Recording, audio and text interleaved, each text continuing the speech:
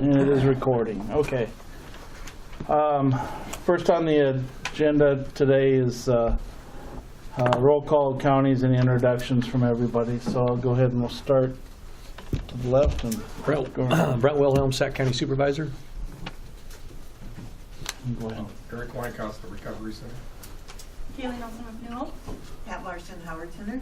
Jeremy Taylor, Woodbury County. Dennis Butler, Woodbury County. Don Mentor, Rolling Hill CEO. Louise Galbraith, Coordinator with the Region. Lisa Meyer, Westville. Deidre Brown, Westville. Clay Adams, Westville. Kevin Bongalana, I'm a visitor. Kim Kelleher, Plains Area Mental Health. Brenda Erickson, Plains Area Mental Health. Lori Bush, Plains Area Mental Health. Jay Ricky, ITP. Kathy Roberts, Siouxland Mental Health. Doug Wilson, ITP.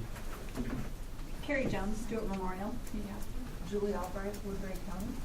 Lisa Mayer, I'm a coordinator with the region. And the coffee is kind of tucked back around the kitchen, so I use less coffee, Neil. Lisa Bringle, I'm a coordinator with the Region. Sandy Bingle, Genesis Development. Melissa Strait, Plains Area Mental Health. Ashley Miller, Plains Area Mental Health. Jessica Pierce, intern at Plains Area Mental Health. Okay. Scott Jacobs, Calhoun County. Neil Bach, Carroll County. Dennis Bush, Cherokee County. Cecil Bloom, Crawford County. And Paul Merton, Buena Vista County. Okay, that takes care of that. Minutes of the previous meeting, those were sent out electronically. And if you haven't, anybody have any questions on the minutes of the last meeting? And they're in your packet as well.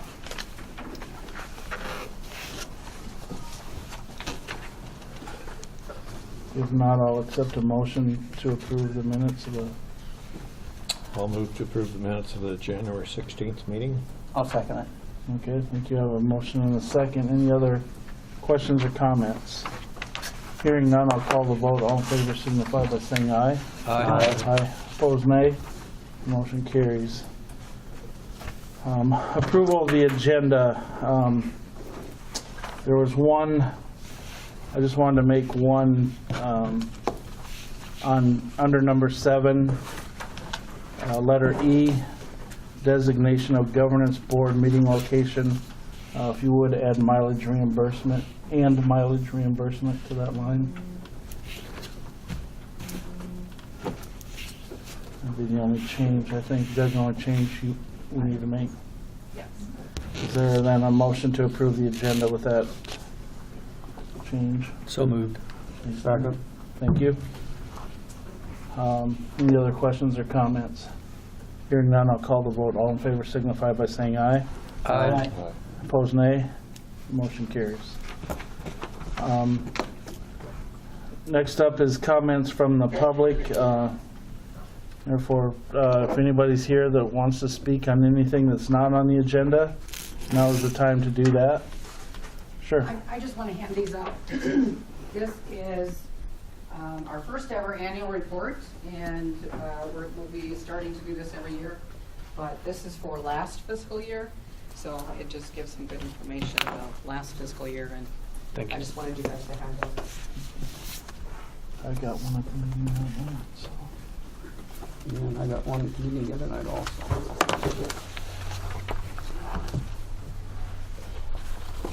Thank you. Is there anybody else that would like to make any comments not on the agenda?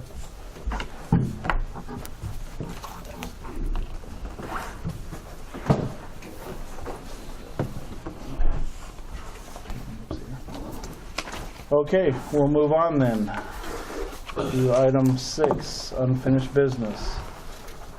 The monthly financial report. Okay, the beginning cash balance for January, so this is our January report. We had total fiscal agent fund with all of the counties starting balance of $3,896,451.19. The region had revenues for the third quarterly payment, and also some small revenues in the counties of $707,591.77. Total expenditures for the region and the counties were $1,218,8630, with an ending cash balance of $3,385,156.66.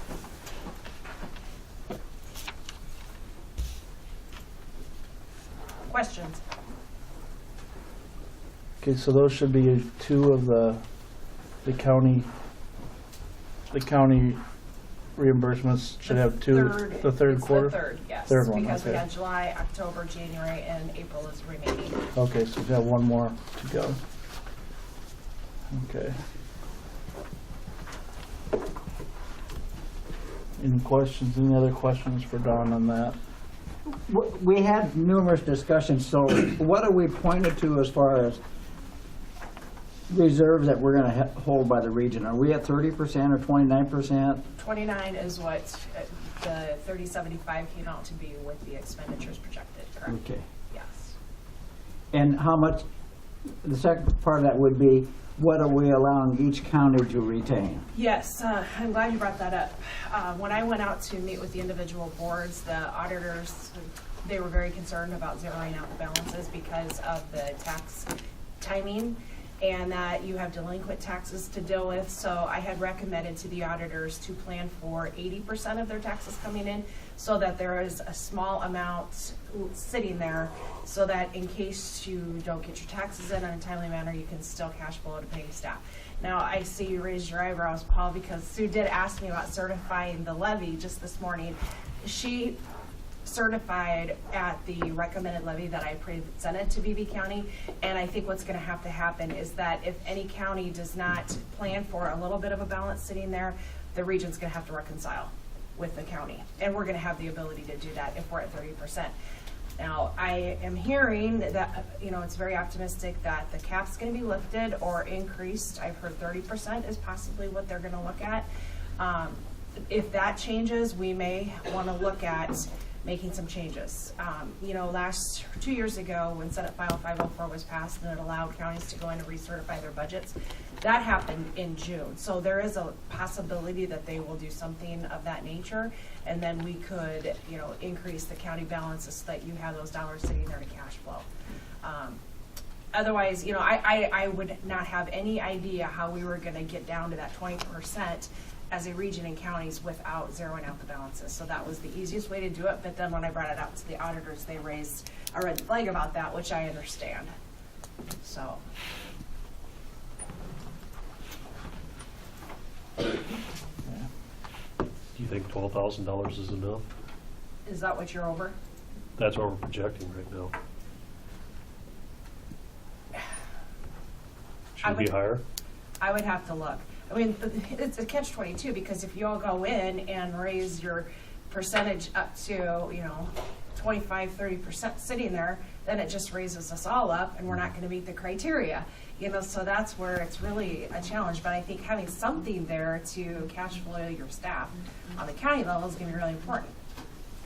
I wish we would put out a number that maybe we all could target. It'd be a little easier. I mean, if the region mandated that you could have 10% of reserve or a number, at least then we'd have a number to shoot for. Because this way it's kind of open-ended. But if everybody has 10%, then it pushes us and the region as an aggregate higher. You see what I'm saying? It's kind of, I don't know how we would even project it. But if we're low, if a county is low, like they did a couple years ago, we can go back and maybe will they allow us to go back in and open that budget back up? And didn't they do that a couple years ago? That was the Senate File 504 legislation Yeah. that was allowed. And counties could go in and recertify their levies. There was like a 2-week window in the month of Yeah. June that they had to do that. And I mean, by then we should know if we're pretty tight and if we need to readjust, I would think. But I hope they would. Again, we're up here, they're down there, we don't know what's happening. If we have a county that's short, could the region come into a particular county and do a kind of a loan/backfill back to that county to be made up with future tax revenue? That's your decision. We But have to- yeah, I think you could do the transfers between the county and the region. That way we could Yes. take care of anything that come on a case by case. And eventually when your revenues come in, you just pay it back and.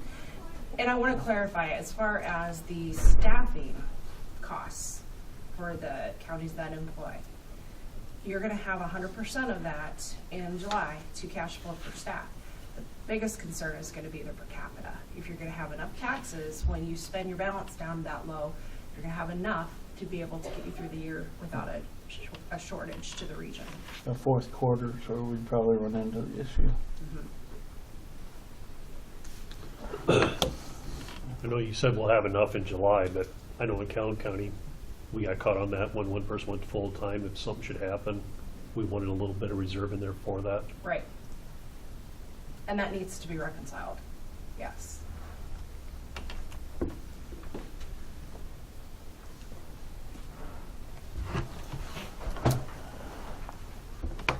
Okay, is there any other questions or comments regarding the financial report?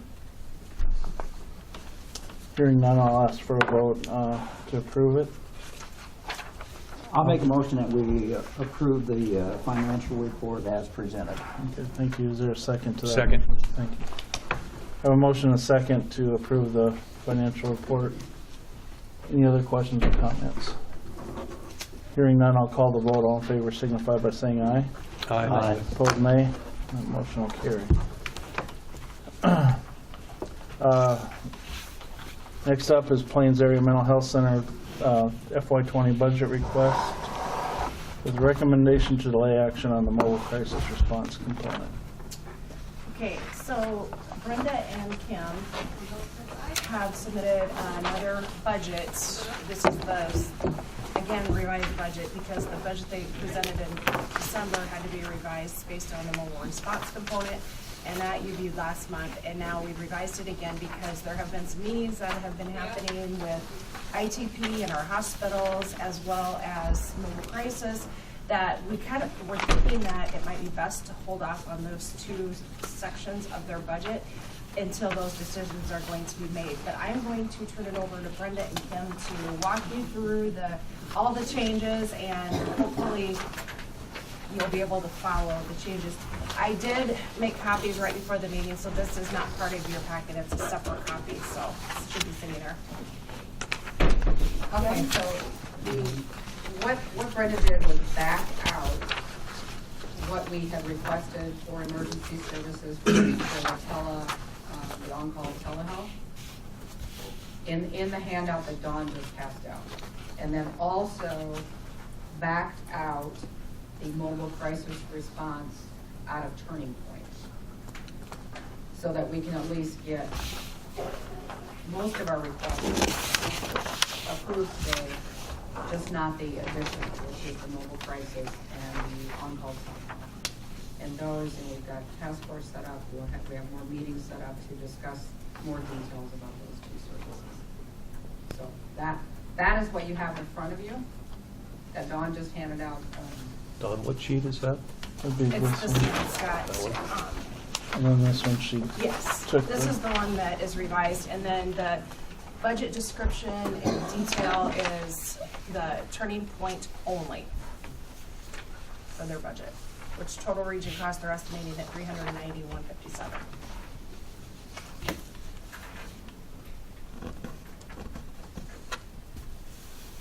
So on this little one here, that first column that is all nicely typed was the original proposal.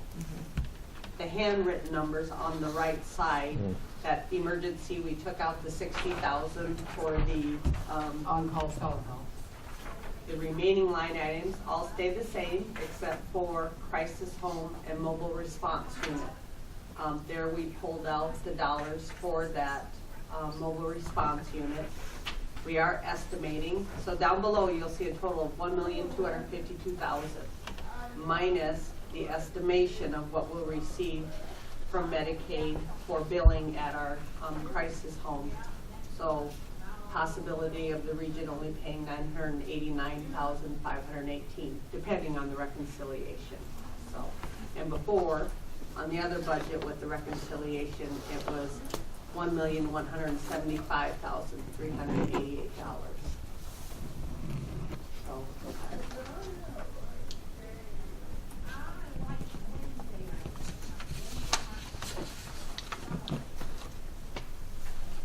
Is there an extra one round? It might be under your packet. Mine did have that writing Yeah, on. it's right down here. Give everybody one. No, I got one, but it doesn't have writing on it. Yeah, I gave it to everybody. It must be somewhere in your packet. You can have mine. Okay. Another copy. There you go. Thank you. Thank you.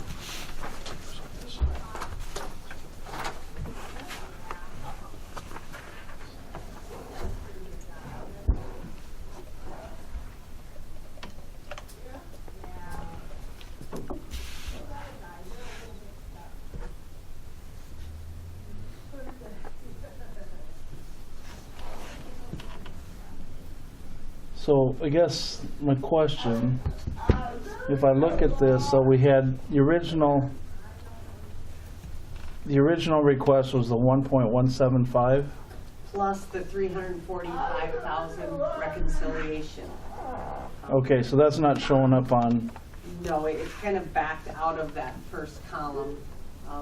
oh, okay, so that's part Yeah. of that. Oh, Yeah, that okay, is our estimation there. okay.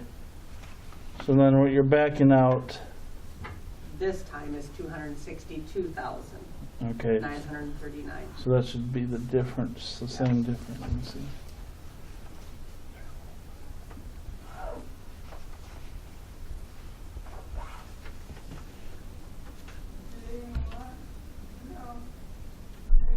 So Kim, for the schools, is that still just Denison and Beatty, or Storm Lake? Yeah, well, it's all of Crawford County and Beatty. But just the Storm Lake School, Right, not the, just, well, or do you we have, go to Alta, we do go. oh, you do? Yeah, we do Okay, go to some other schools. okay, I Not with wasn't, the full-time therapist, that's just in Storm Lake, but our other therapists do go to. okay, I wasn't aware of that, thank you.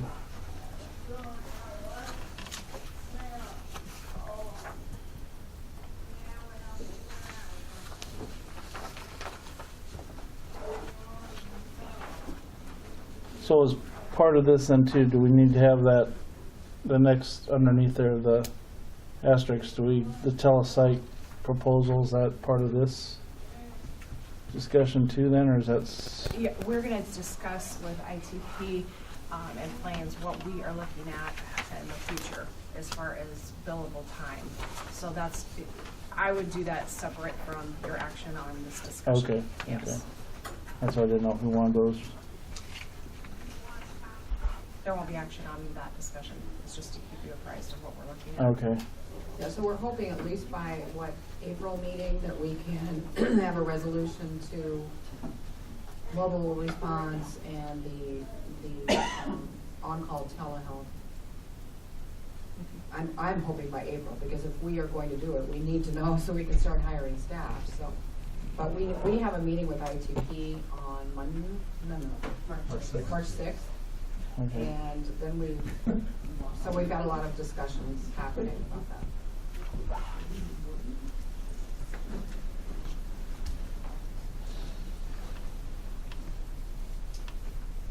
So this will have that telehealth out, the 60,000. And, And the mobile response component. okay, but that mobile response component of it, that does or doesn't have to do with your ITP discussion? No, there's on-call telehealth, and then there is the mobile crisis response. They're two different Yep. things. They could meld at some point, but for those requests, those are what have been backed out of the funding request for today. Okay. So we have taken. But you're we've still taken- looking at moving forward with the mobile response, I mean, Yes, okay, well, or not? yes, it might be a little bit different than what Okay. we proposed, but we are in discussions with Dawn and a couple of other agencies that are doing the mobile response. Okay. All right. So, So Kim, this 989,000, that's everything that you need to run your organization for a year, with the exception of the $60,000 mobile response. well, No. it's actually the 1,252,457. And what we're hoping for is the $262,939 from Medicaid for attorney, from billing. So that'll come back. Okay. So if we approve it today, we're on the hook for $1.2 million less whatever income you have the next year. Yes. Reimbursement. If Brenda's shaking her head, yes. Yes. Yes. All right. We're gonna get around this maybe 4 different directions. It's surrounded. Okay, any other questions then on this budget request? So we'll separate those out and we'll address those 2 components at another, how we want to Yes. handle that, okay. Is that okay with the board, or want to move forward with that? Yes. Is there a motion to that effect then, to accept this budget? These numbers, and we'll address the others at a later time. I'll move that we approve the request from Plains Area Mental Health, $1,252,457. Is there a second to that motion? I'll second it. Thanks, Brent. Any other questions or comments? Hearing none, I'll call the vote. All in favor signify by saying aye. Aye. Opposed, nay. That motion will carry. Okay, now you wanna talk about the telepsych, or at this point? Yeah, we had a meeting last Thursday with, we invited all the hospitals that have access to the telepsych ITP, and to really look at the possibility of whether Plains area would be a viable option within our hospitals. The consensus of the 5 hospital entities that were represented at the meeting was that they would want a physician-physician consult, and that a licensed therapist would not meet the needs in our local ERs. And with that, I had proposed that we do some type of joint funding, because it is a huge benefit to the doctors as far as limiting their liability and exposure, and we're paying the full cost of the service at $450 per occurrence. And so I encourage the providers that were present to go back to their hospitals, talk with their CFOs or their administrator to see if that would be something that they would be willing to invest in with the region versus us paying the total cost. And so far, I have had favorable responses from 2 of our hospitals, Loring and Horn Memorial are both, and they would be willing to cost share. Now, as far as what that's gonna look like yet, we don't know if it's gonna be 225 region, 225 hospital yet, because ITP, the meeting that they referred to, that they're getting together on March 6th, ITP and Plains area may do some type of joint billing venture. If you wanna just kind of state how that would look, Kim. Well, it depends. There's a lot of details that need to be worked out, and if we can, what we can do is we can subcover, do a contract with ITP. Basically, they would work under us, therefore we could bill for some of those services. Now, we all know that a lot of the emergency services may not be billable, but if there is a current client, we have all their information, we can bill and possibly recoup some of that money to offset the total cost of ITP. So if that's a possibility, then it would just be splitting the remainder with the hospitals. And so it would be something that we have to track out of our office, because right now we're paying ITP directly every month, which we still will do that. But the hospitals, because they have good data that they send us with their billing, we would be able to bill that back to the hospital on the reimbursement from the region.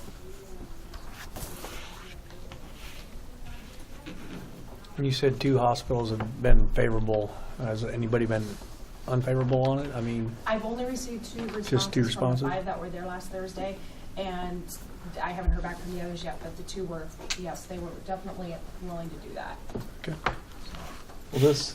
Well, these that you're talking, we're gonna be talking about all 8 counties that we're gonna be running this through, or is ITP this? is not in Woodbury County at Okay. this time. Nor Carroll, that's correct. Carroll has their own providers, and so they don't have a need for telepsych. Okay. The 3 hospitals they haven't heard from are, Stewart. Thanks, Gary. That was easy. Crawford, Stewart, Cherokee. Cherokee, Manning, Now, Manning, Lynn Black, she did email me a question about it, just what we would be looking at in terms of cost, but she has not responded yet, so. Who else were we missing? Phoebe does it, is it? Phoebe and Carolyn. That's it? Stuart Memorial. That's it, yeah. Okay. Just wanted you to be aware that we're looking at a cost share for the service, and hopefully that will work out in time. Okay. And that is the email. Do you send that to the rest of the board? Your update from that meeting is? Yes, I Okay. copied you into the email that I sent out to the hospital providers yesterday because there were a few that weren't represented at that meeting, so I wanted to make sure that they were aware of our intentions. It looks like you gave them, would like that response within 30 days, so. Yes. Okay. Okay, any more discussion on that? Anybody? Okay, next up will be counseling services. Carla got a hold of me this morning and said that she and Amy were not able to attend today. You have a copy in your packet of the budget requests that they presented to you at the January meeting.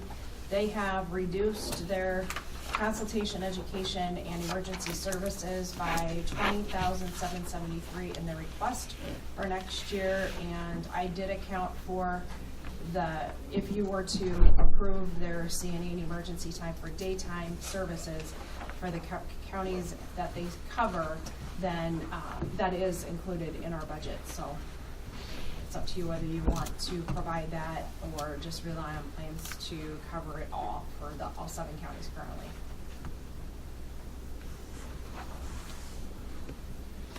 So this is the current budget, not the, But this is the fiscal year 20 budget request. So they are asking, she calls it fiscal year 19. okay, that's where I'm thrown off I a noticed little that bit. this morning, but it is for fiscal Okay. year 20. Because right now, they have their contract with Plains Area Mental Health Center. So we pay Plains subcontracts that out to them and pays them the amount that they're providing for emergency and CNE. So they want to contract with the region directly to provide that for SAC Calhoun. They also expand, they have services in Carroll County, and they serve a lot of people from Carroll, so I'm told, and then also a little bit in Crawford County. So they want to have that time available for walk-in emergencies or any emergencies that come up during the day that they want to handle. So, but they are reducing their request with the understanding that we have to expand our core services, and we also reduce Plains Area, their block grant for consultation education for this year as well as next year. So in light of that, they did reduce their asking. So I think it's fair. And this is the first year they've done it on their Next own, year, or yep, will be the fiscal first year year they've done 20. on their own? Yes, we will contract with them directly for that. So the total then that we would authorize to them is 43,000, Don? Yes.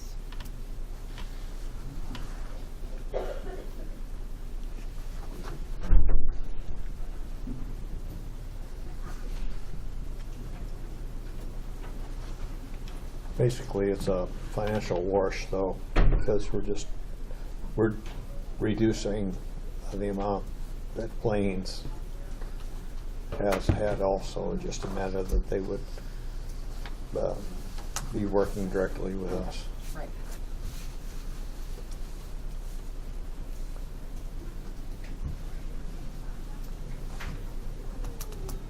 Yeah, what do you guys, So when we approved Plains earlier, that already had this reduction, and then it done. So then we almost need to approve this so that they can function. And are these the numbers that we used in our, putting our budget together? Yes. Okay. Is there any reason that we should not approve it? What's the controversy, I guess? Just a matter if they're able to do it now. You know, they are covering daytime services for SAC and Calhoun, and prior to the region forming, they were the emergency service provider for SAC and Calhoun counties. And then that changed when we started the region, and they did a shared on-call contract with Plains Area. the only thing I can say is that you're gonna have coverage through Plains Area Mental Health for all of the counties, and that includes evening hours. Now, when I met with Carla and Amy, what they described to me is that they do a lot of C&E out in the community, similar to what a mental health center does, and I think that they function in that role because of their history. You know, they were the contractor provider through the Howard Center years ago to do this for Sac and Calhoun counties, and I think that they continue to do that. So it's whether we want that to continue in Sac and Calhoun counties, and then also having staff in the Sac City office available for walking emergencies.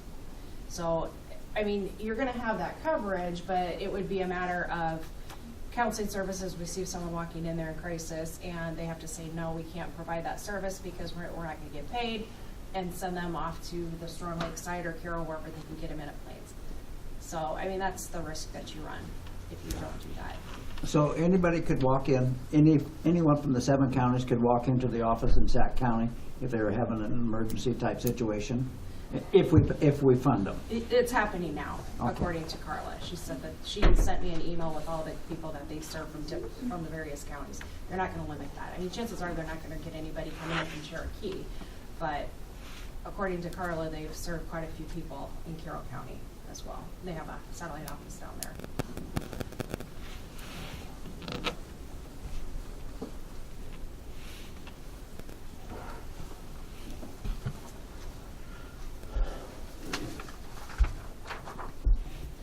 And also with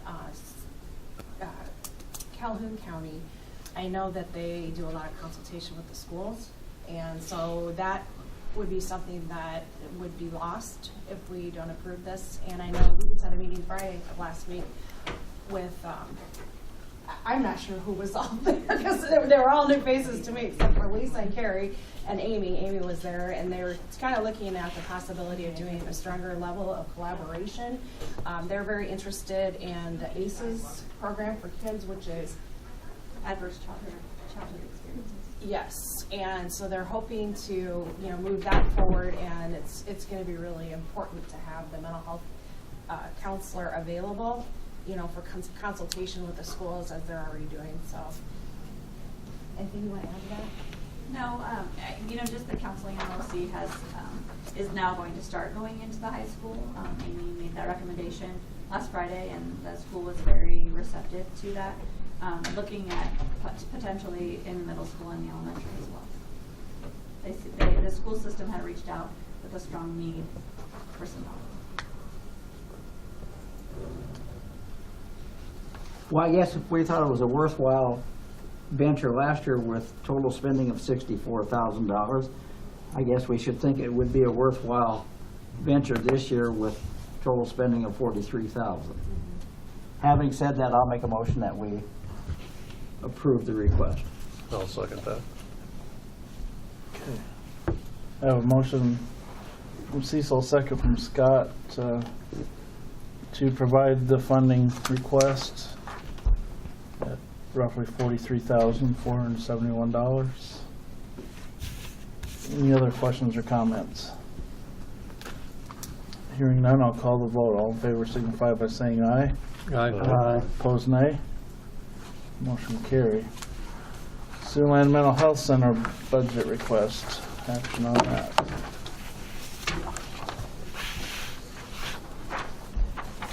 Okay, if you want to refer to this sheet that we reviewed in January. As you recall, I had spent a few hours with the CFO and CEO of Siouxland Mental Health and reallocated some of their funding due to the fact that we do not block grant for fee-for-service within our region, and so we were able to move some of those dollars around, and we reduced their request from $2,033,242.50 to $1,510,350. I think that both parties were satisfied with the outcome, and I would recommend approval of this budget, and the total increase in comparison to what they're getting from Sioux Rivers is pretty minimal. It's $43,350 in an overall increase from their current budget year.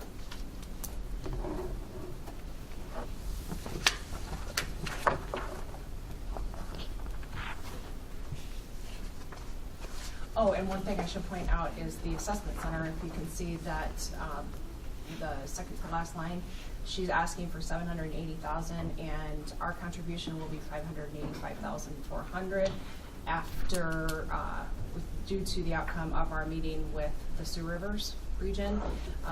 Paul and Dennis and I went up to the January board meeting, and they did agree, and we got it, I don't know about in writing, but it was on record that they agreed to the 25% payment for the assessment center for the next year for transition purposes, so that we have that year to determine what we're going to do with both facilities within our region. So they're gonna provide $196,000, and we'll provide the remainder. And they will hold the contract. That, they were insistent upon holding the contract for the service next year because they own the building.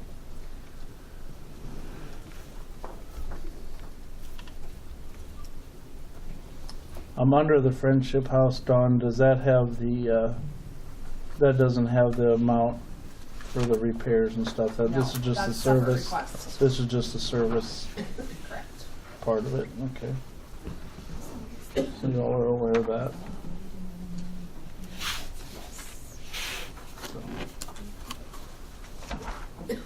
Are there any other questions on this? On the Friendship House, why did it jump up about 22,000 on the adjusted budget?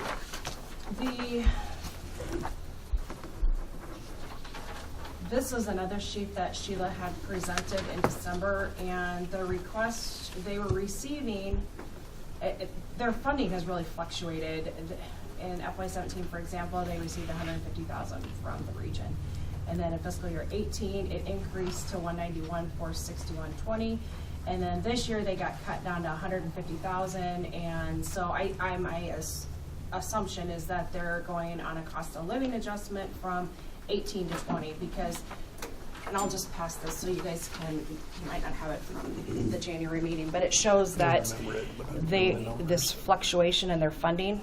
And so I'm guessing that it's the difference between fiscal year 18 and 20, if you want to pass that down, refer to that.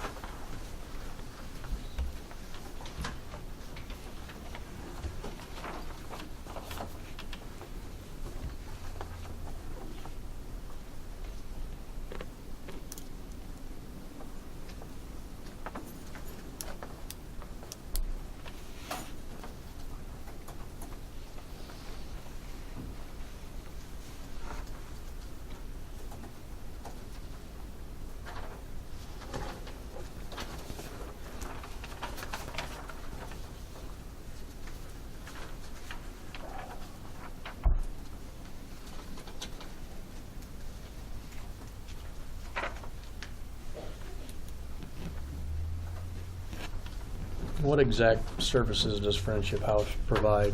I will let Kathy Roberts from the Mental Health Center.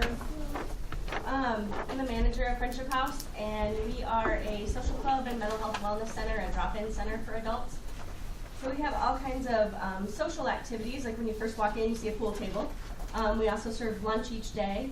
We have a computer lab, do some arts and crafts and games and show movies, but then we also offer a whole host of support groups, mental health wellness classes, both education and support type groups. We have at least one group a day that people can participate in. So we try to offer a whole umbrella of different things, and people can pick and choose what works best for their wellness. How many people do you think you serve a day as a guess? Per day, we're between 35 and 39. I think our average is running right now. In a month's period of time, it's about 100 people that come through our doors.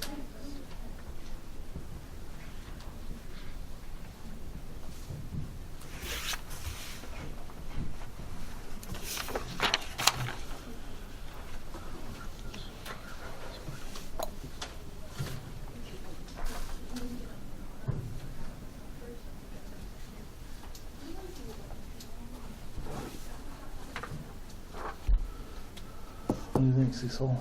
Did that get your question answered? Okay. Are there any other questions on the Siouxland mental health budget request? Dawn, you did a lot of work on this. Are you fine with this request? Are you fine with this request? Yes. Okay. And I'll make a motion to approve Siouxland Mental Health budget for fiscal year 2020. Thank you. I'll second it. Thanks, Dennis.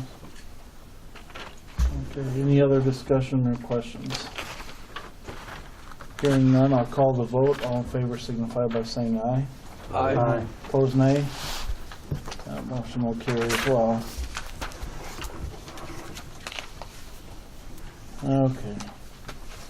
Now the Siouxland Mental Health Center capital project requests. As you recall, there were about $9,000 that was approved from Sioux Rivers for some immediate repairs to the Friendship House. And that is going to be paid solely out of Woodbury County funds and Sioux Rivers. And they have more repairs needed to the building. Just a little history, I know it was probably a year and a half ago now, there was a building project that had been approved by Sioux Rivers, and then that was retracted when Woodbury County chose to withdraw and come our direction. So they pulled those funds back for the new building that Friendship House desperately needed. And now they're looking at staying in their current location, but there are some repairs that need to be made to the building, including some water damage in the basement. Kathy, I'm just gonna have you kind of talk, because you're in there every day, you can talk this through and explain exactly what your needs are.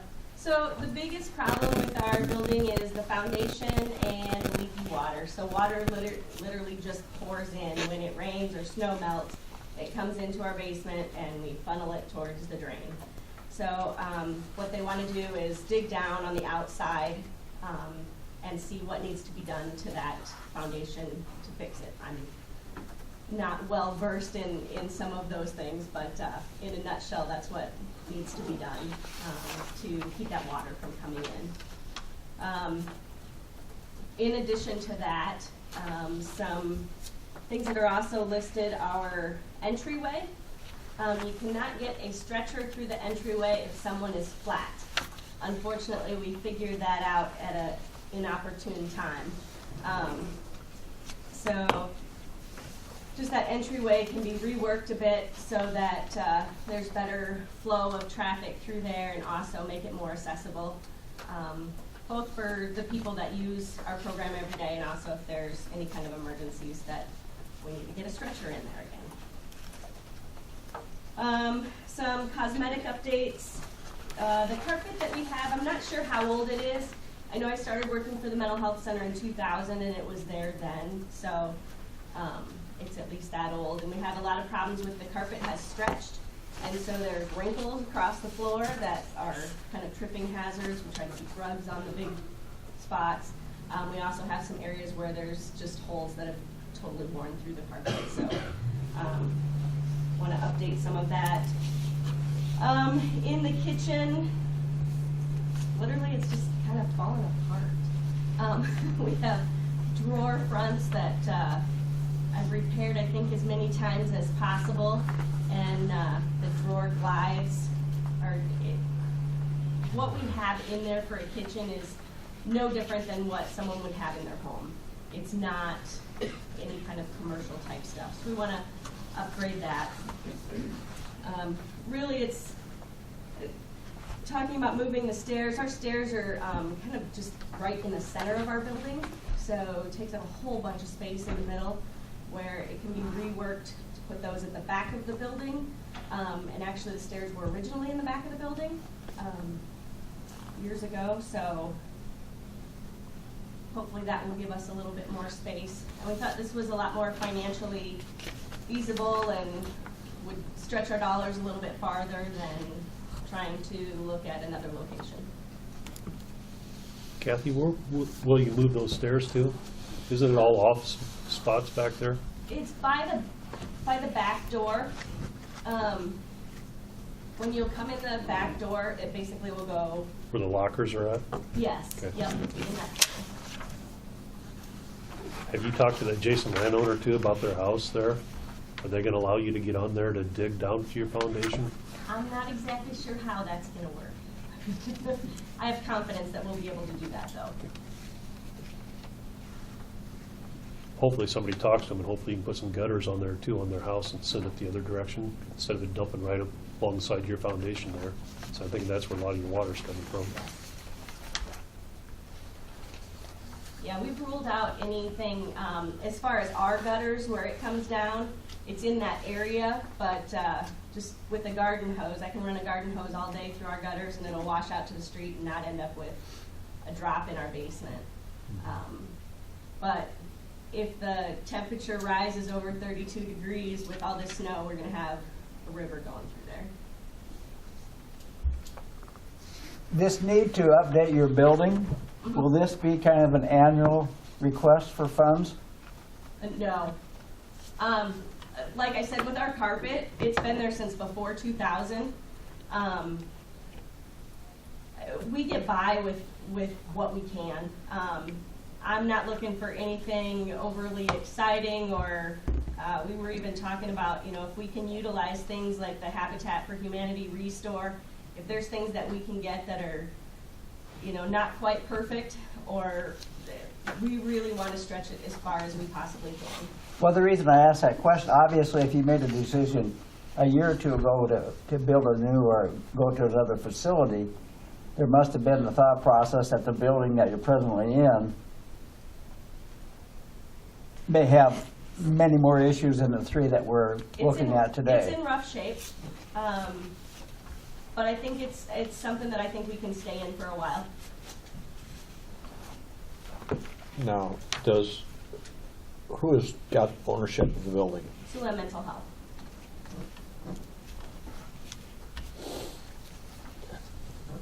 So I know when I was up there and took a tour of this, you said you almost thought it was too small. You don't think we're throwing good money at a bad project, that we shouldn't be looking for something else? You know, I think it would be excellent if we could get more space. I don't think that that's very realistic. And financially, I think we're better off to settle with what we have and make it more usable. I know you said the location by the bus stop is worth it, so. Yeah, our location is perfect. We're on the in and out route of the bus, and if you guys aren't familiar with how the bus works in Sioux City, there's a central hub. All the buses go out from the central hub, they all come back to that central hub. So wherever you're at in the city, you jump on a bus, you get downtown, you go out to wherever you're going.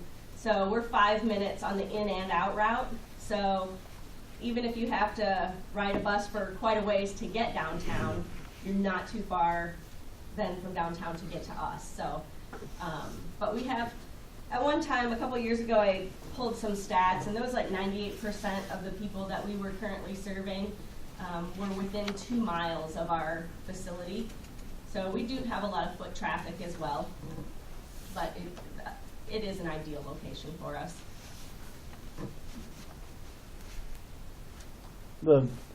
Earlier on the 9,000, I'll just call that the Sioux Rivers piece, even though it's Woodbury, but, so that was gonna address some of your issues in the kitchen, is that We correct? have a hole in our kitchen floor. Yeah, so, That's actually a hole to the basement, okay, right in front of our kitchen sink because of water damage. So we're gonna take out the kitchen sink and the cabinets that are damaged and get a commercial sink in there, stainless steel sink, to be able to, I mean, we're doing big pots and big pans that we cook with, and again, it's a sink like you or I probably have in our kitchens. It's actually smaller than my home kitchen sink, but well, I think when we were there that day, you know, you told us about the issue. Obviously, the hole wasn't there the day we were there. No, so but it is now. That must have happened, yeah, shortly after. yeah. So I guess my question is, I think then on that other request that you had was some more kitchen update. Can you tie all that into one project so it's all done? Or is this are you gonna put a Band-Aid on now for 9,000 and then be part of the? Well, the Band-Aid Full. for the 9,000 will fix that area, and we won't have to do anything more to it. Okay, If we get these funds and can update some more, it'll get rid of the rest of those cabinets that are falling apart and that sort of thing. But Okay. as far as the floor work and everything, we're not gonna have to redo anything. okay, It'll just kind of flow together. thank you. Sure. Kathy, kind of with Cecil's question, is there anything that outside of this Unions Contracting was looking at that said, here's something you're gonna have to do in the future, or was this the total scope of what they identified as far as? That's the total scope. You know, the roof is solid. We've had, you know, the roof has been replaced since I've been there. Heating and cooling units have been replaced since I've been there, and those are in good working shape, so I think those are the big ticket items. I'll just go back and ask a question. I don't remember, Scott, we went in that day. You know, you addressed your front door issue with the stretcher thing. Will you be ADA compliant, or are you now? We are With that- nowhere near it now. Will this get you to that point Yes. with the, okay. Thank you. So, Well, I know in the past, we've had requests from other providers to give funds to privately owned buildings.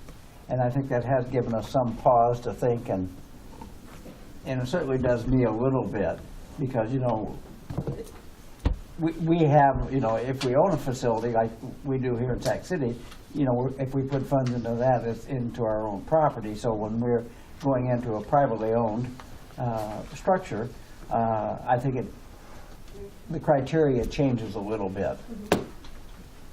I think on those other, did we do partial funding on a couple of those requests? Do you remember, Dawn? Yeah, I think with New Hope, their request, you did the building renovations, and then one of their requests was for a home in Manning that they were going to close down because they didn't have enough jobs in Manning. And once they closed that, they came back and asked to repurpose those dollars. And then part of that, they had a $55,000 van request that we pulled that out and didn't pay for it. So yeah, I mean, we have done something to that degree. And your thoughts on this are? I've been to the facility. I know it needs the update. And I know that they are doing the best that they can with to me, it's probably a bigger building than what you would think, but the people that they serve are, yeah, they're just on top of one another. They really could have benefited from that building project with Sioux Rivers, but I appreciate the fact that they're looking at what their, you know, immediate needs are in the facility that's in a good location, and that they're not asking us for a $600,000 budget request, considering our core service expectations. So, you know, I'm in favor of supporting this request. I guess the one thing I would like to, you know, discuss today is how the funding would work. Do you want to pay this up front like we have with others? Do you want to wait until, you know, give partial funding, and then at the completion of all of the work, pay up to a certain amount? I think we need to have that discussion as well. I think from an accounting standpoint, if we pay as we go, I think we get better results. I'm not much for prepaying, and I guess unless somebody can tell me why, I don't know why we would have to look at prepaying. You know, if they start the project, and you know, if they hit a certain part in the completion, I would assume that the contractor would submit a bill to them, and they can forward that bill to us and kind of pay as we go. I just asked, what's your estimated timeline of governance board approve that? I don't necessarily know our timeline.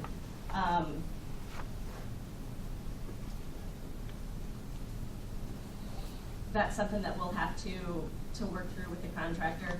I know he wants to do it as quickly as possible so that it can be as, you know, an easy transition for the people that we serve, so that they're not there for an extended period of time. So I'm taking for granted by reading this that you want 100,000. If it comes in less than that to fix the walls, and you're going to move on to fix windows and find other projects to use up the full 100,000. Yeah.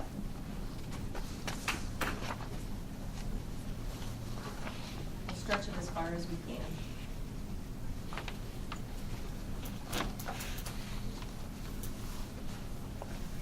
So if the wall ends up taking $100,000, then you'll probably be back next year for some windows and stuff in this.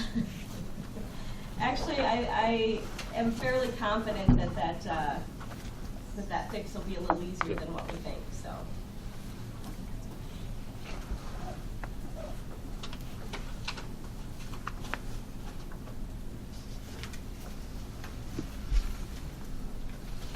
well, again, Scott and I toured the facility, and it's not extravagant by any means, and I do commend you for all the repurposing and all the things you do there to actually, so I do have the confidence that you're gonna make every dollar count here, so.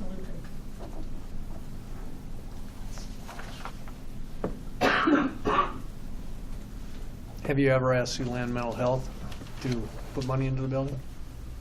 I mean, is that the owner of the building, you say? Who owns the building again? I'm sorry. Siouxland Mental Health owns the building. Okay, have you ever asked them to put some money into it? Well, I know for several years, and I don't have those dollars and cents in front of me, but our budget was higher than what we were being reimbursed through Woodbury County or Sioux Rivers. So in that aspect, I think Siouxland Mental Health has put quite a bit of money into the program over the years.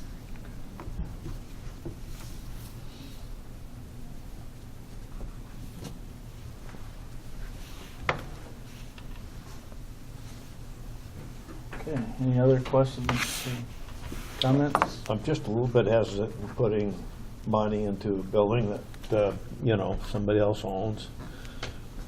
If we do spend any money, I think that would be a capped amount, we'd pay as we go. I totally agree with you there, Cecil. Well, if we pay as we go with a cap of 100,000, I guess, that would be my thought a little bit. If you get to the last part of your deal and the whole thing ends up being like 115,000. That's on us. You have the ability to fill that bridge from 100 to 115? I think our goal is we will do as much as we can up to that amount. Right now, we don't have the funds to go over that amount. So there's a few things like the windows. It's kind of how far will our dollars stretch, and then we'll see if we get windows. That's kind of the last thing on the list. I feel a little better about this if Siouxland Mental Health would come in and say, okay, if there is a little bit of a shortage above the 100,000, we know it's an important job to get done, that we'll pick up the shortfall. Because I guess if it's something that needs to be done and we don't do it because the funding that we provide won't do it all, it looks like our partners are kind of letting us down a little bit. And I can't speak for that for sure. I know that when we were in conversations with Sioux Rivers and we were looking at a project that if we were going to go over, Siouxland Mental Health was going to take care of the rest of it, but we haven't really had that conversation, so I can't for sure speak to that. Do you mind if I just ask one? Sure. So what happens as far as the mechanics of the disbursements? Let's say that you all approve this. You go ahead with the work because it's timely, needs to get done, and then they give you a bill, on March 15th. How does that, is it allowable for Siouxland Mental Health to be able to pay that bill and be reimbursed later? Because until July 1st, the funds aren't really available, right? Because this will come out of Woodbury counties. So I just wonder, you see what I'm saying? That it's not really something that can be dispersed right now because Sioux Rivers isn't going to cut a check for it, nor is Woodbury County. We need to kind of wait. So I just wonder if that's something that you maybe have discussed with Sheila. It's not something I've discussed, but definitely part of the equation that we need to look at. Well, that first 9,000, is that in this year's, that comes out of Yeah. your accounts for sure? That's in this year's actual budget to fix that up right now, right? Yeah, we So- should be starting that in the next couple weeks. Okay. Don, this is figured into Woodbury County's dollar amount, right? There's Other not a line 33. item for this, but there's probably gonna be some flexibility within that budget. There's gonna be some staffing changes. There always has been one that's gonna free up significant funds to be able to do this. That won't increase our budget amount for Woodbury. And with New Hope down there, when we did that one, did we tell them to send us bills as they're going along, or did we just No. approve a dollar amount and told them to fix what they could? Yes. But I like Cecil and Neil's thoughts as far as reimbursing as we go up to a dollar amount. I think that's wise. Especially as you mentioned that it's not owned by the region, so I think that would be fair. But we also didn't own New Hope either. Right. And we gave them a dollar amount to fix up to that point. So eventually, I'm thinking she's gonna spend $100,000, even if the wall comes in at 30,000, you're gonna keep finding stuff, right? Within reason.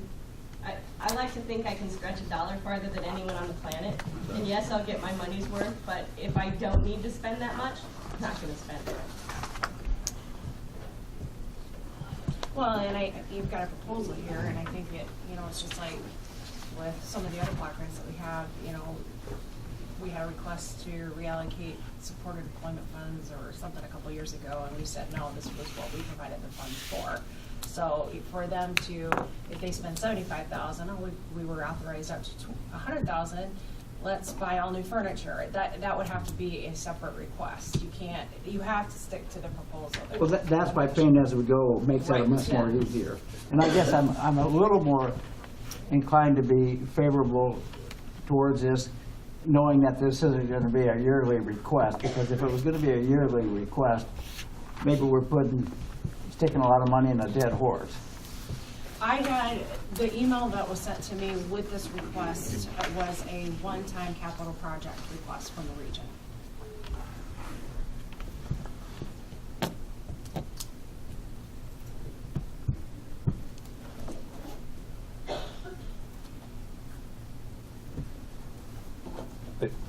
I want to reiterate what Don had said. We had another entity who was under expenses, and they wanted to keep the rest of that money. They were honest with us. They said they wanted to keep the rest of that money to do some other work, and we says, no, this is what it's for. So I think that's a good idea, that we make it quite clear that this is what the money's for, period.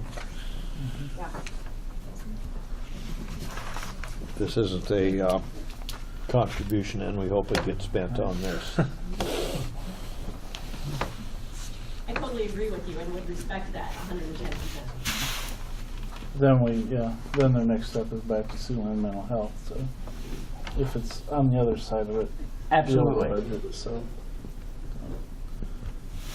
You look at some of those dollars, maybe there is something there, so that's not for us to decide, that's them, but. Okay, any other questions anybody has? Well, it goes to the funding. If we do pass this or whatever, is what Jeremy was saying.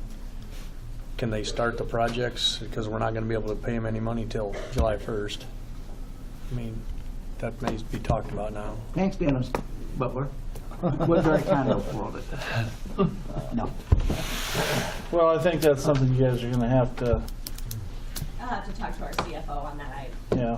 I can't speak to that, but. I mean, to me, it would be this 100,000 wouldn't be available till Right.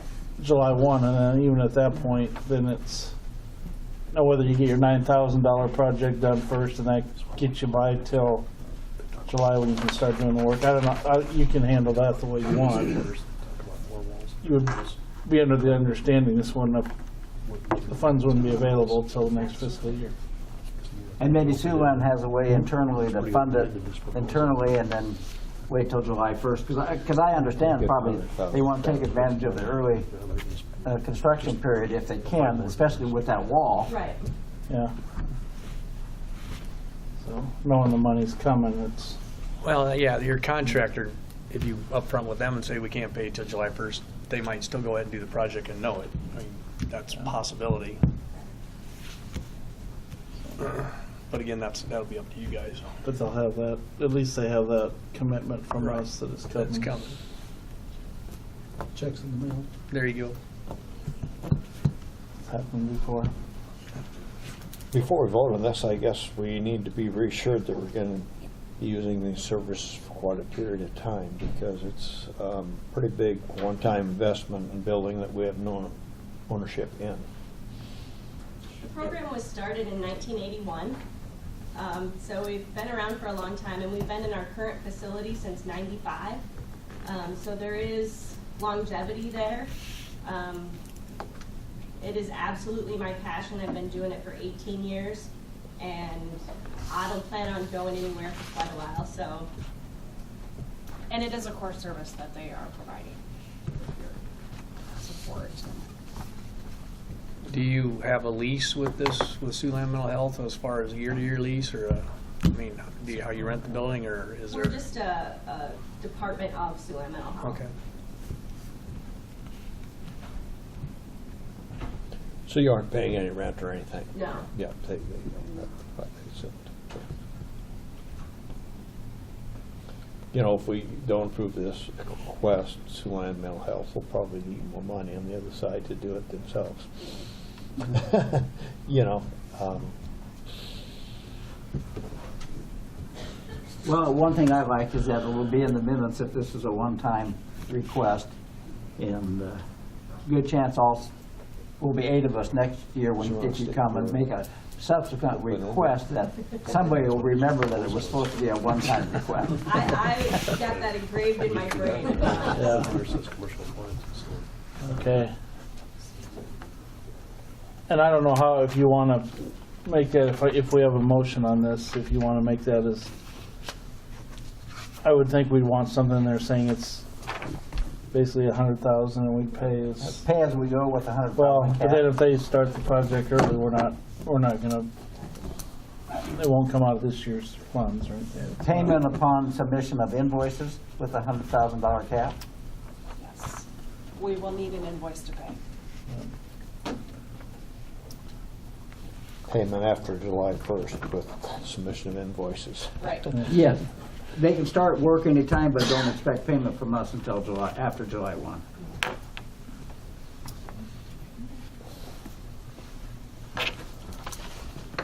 Okay, is there a motion to that effect?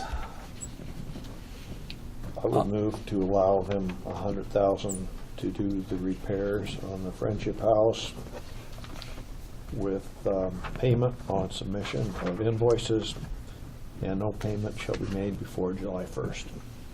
With a cap of 100,000. Yes. Not to exceed 100,000. I'll second that motion. Okay, I have a motion and a second on the request, capital project request. Louise, you got that down? Louise? Yeah, leave let that me back. type in front of me before I forget. Yeah, I put, I need to change this up a little bit, Neil, but, a motion to approve. Yes, you do. Huh? Go ahead. I was gonna ask y'all how you approve the asking of $100,000 to be paid upon submission of invoices, with no payments until after, I have to fix my grammar, July 1st, 2019 as a one-time request for the Friendship House. I can, Make And sure we have 100,000. 100,000 That's being the she started maximum. right, Yes, you started asking with of the up 100,000. to Or 100,000. not to exceed, yeah. Up to, you got it. Does Okay that with cover that? everything? I'm fine. I'll second that. Motion and a second, okay. Any other questions or comments? So if that motion, then it's pretty wide open on what they can spend it on then, right? Well, you got it right here in front of you, In the request. Kind of Yeah. a proposal. so. But it talks about, after you get done with the wall, if there's money left, the windows, and if there's money left from there, you carpet. The If there's money left from there, structure. then commercial appliances, and if there's money left there. So that's why I said it's pretty well wide open. Yeah. Do we want to add a new remodel project number 1? Because that doesn't identify what they're wanting to do. I'd like to go all the way down to the line that says modern efficient windows. So then it would say they could do the carpet, they could do the vinyl tile, and then all the others she described. That kind of puts an ending point to it, and if it's at Well- 80,000 and she's got all that done, they can come back and ask for, a little more. But the cabinets aren't listed above that, they're part of that It's a remodel too. remodel too. So I think it would be,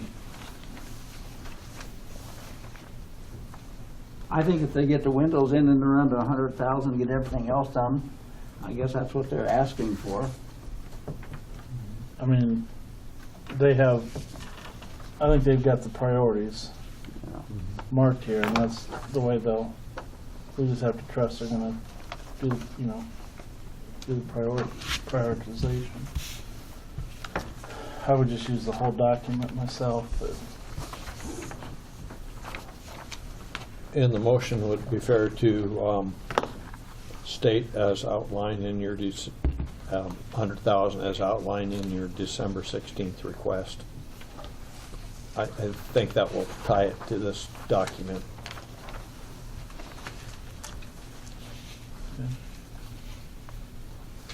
In agreement with that? Okay. Do you want me to reread that? Do you want me to read that again? Yes, please. So approve the Friendship House asking as out, or request, let's change that to request. Don't you just read this to make request, as outlined in the request of December 16, 2018, for funding up to $100,000 to be paid upon submission of invoices with no payment till after July 1st, 2019. This is a one-time request. Do you want that one-time request in there? Certainly. Okay. Thanks for the help. Is that? Yep. I'll second that one too. Okay. All right. We got it hammered out, right? Everyone? I hope so. Okay. Thank you. Well, we'll read the minutes the next time, and if you don't like it, we'll have to meet. We can triple check it before you leave today. Okay.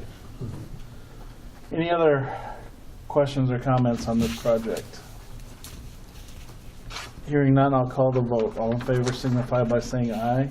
Aye. Opposed, nay. Motion will carry.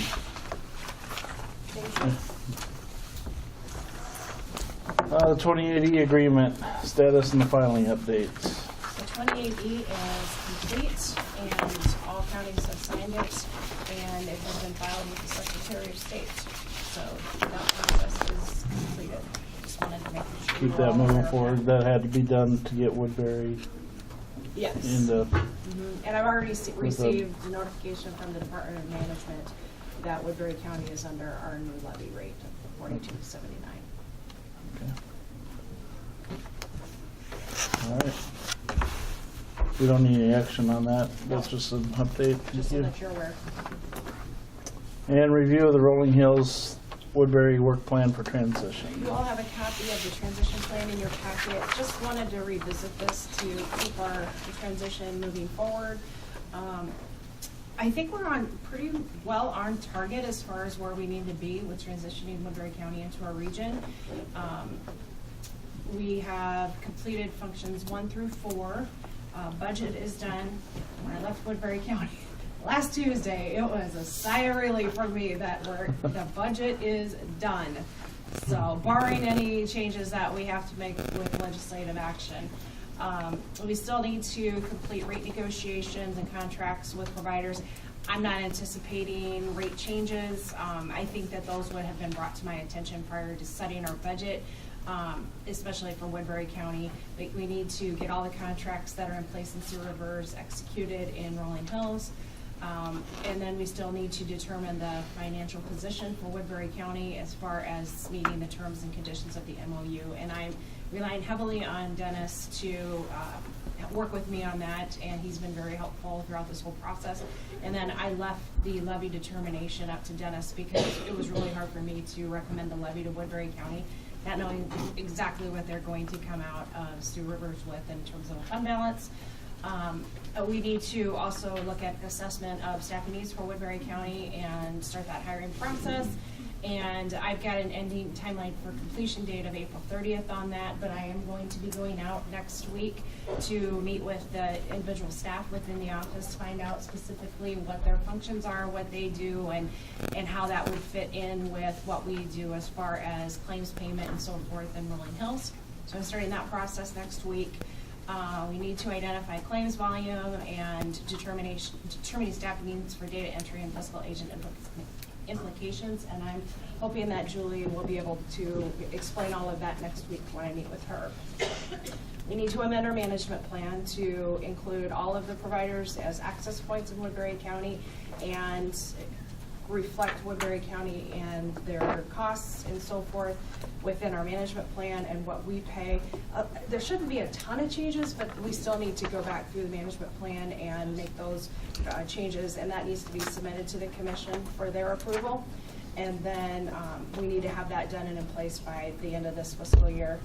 We also need to determine at some point what we're going to do as far as the individuals that are receiving regional funding at the Siouxland Mental Health Center because our financial guidelines are 150% of federal poverty level. In conversation with Sheila Martin and Joel Peterson from Sullivan Mental Health earlier this month when we did our budget, I'm anticipating that many of the people that they're serving, they may continue to do that under the funding that they are receiving through Rolling Hills, but we are not going to be paying fee-for-service for anyone going forward over 250 or over 150% of federal poverty level, because we would be making an exception policy for those served in the prairie. Our 2080 is done. I was obviously not anticipating doing that until later this fiscal year, but we have that complete.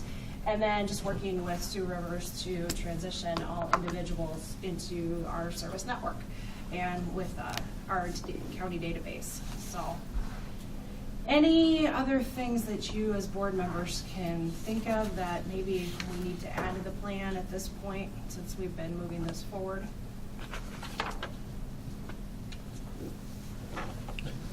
The memorandum of understanding you've got down in number 6.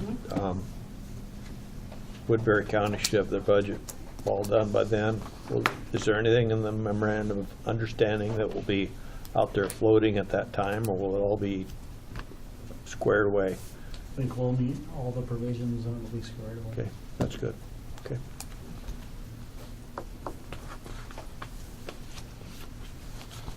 Just I guess an FYI for the board here too, and I think it'll probably fall under the staffing.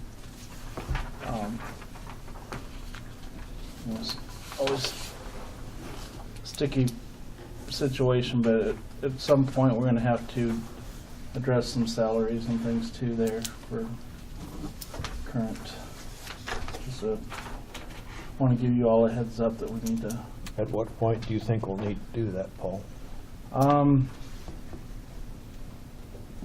Put you on the spot.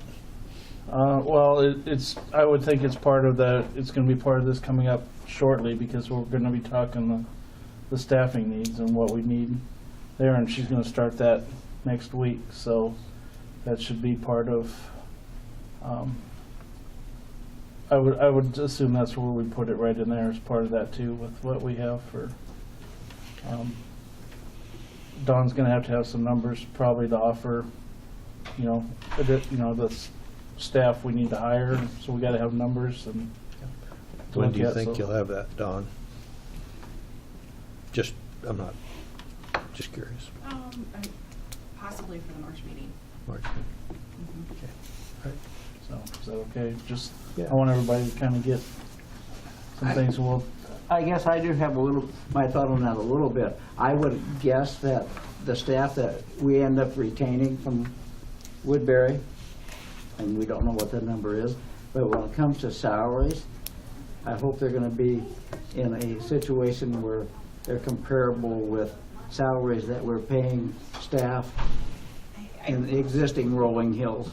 Yeah, let me look, but they're pretty comfortable. Okay. Yeah, I mean, there's not a Well, that'll margin be- by any means. We just have to figure that out as Dawn's doing this. She's going to have to probably have some, leave. And again, we all hire people in our county jobs. Sometimes you pay for experience, sometimes you pay for education, sometimes there's always different factors, and I think that'll be Dawn's charge to figure that out. So. But at this point, you don't see any big difference anywhere. No. I don't expect them to be identical either. No. Okay. If we had a situation where there was one individual that did a job that was comparable to what we're having done already within the region, and there is quite a disparity in salary, would we at that point offer a position based on that the salary will be in line with what existing employees receive? It could be, yes. For better or for worse. For For better or for worse. Yeah. But the coordinators are budgeted this next year for a 3% increase, which puts salary and benefits. I'm not gonna be able to get on. But in our own region, our budget, we were doing the same, we're at 3%. Mhm. Is that was the number you used, so. Which puts you at about 61, 62. I ran a lot Okay, of numbers. yeah, that's fine. Yeah. I just want, that'll be, to me, that should be part of the staffing piece of this, so we just need to, we're gonna just need to keep that in our mind too, so. Well, I would assume how this would work, Don's gonna do the interviews and go through all the criteria. When the end work product might be a list of 3 people, 5 people, 6 people that she thinks that are key and should stay, and I would think that would also included in that would be a salary recommendation. And at that point, then we can act on it, because we'll know exactly what we need for money. Do that.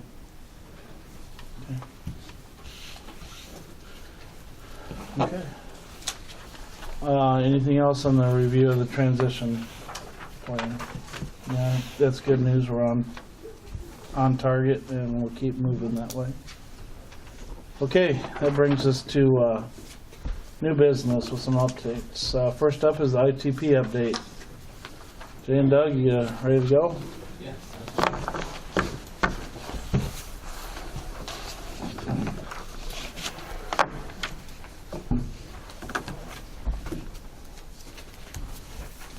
Everybody got one up there? Yeah, there should be.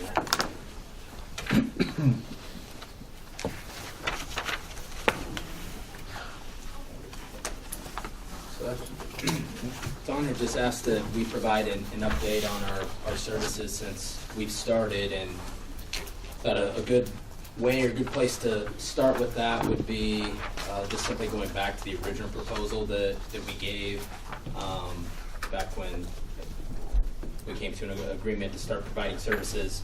And so if we look back on the original proposal that was given in August of 2017, we had proposed providing services. At that time, I think it was kind of assumed or projected that there would be 5 hospitals that would be working with and providing services.